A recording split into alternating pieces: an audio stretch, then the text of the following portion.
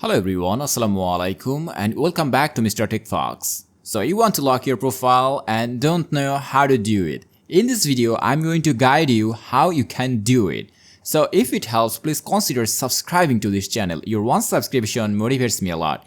So I'm going to open the Facebook app first. If this app is not available on your phone, you have to download it from the Google Play Store. Go to the Play Store and search here Facebook, and after getting the app, normally install it. After installing the app, open it and you will see the home page of the app. And now you have to click on the profile icon of your profile, and if you scroll down a bit, you will get an option here, settings and privacy. Click on it and now choose settings and scroll down a bit again, and here you will get another option, and that is profile locking.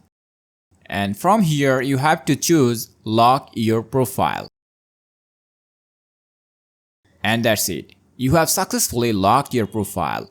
And now if you want to see it how it looks like from a person that is who is not your friend, then click on it and choose view as. So here you can see that you locked your profile.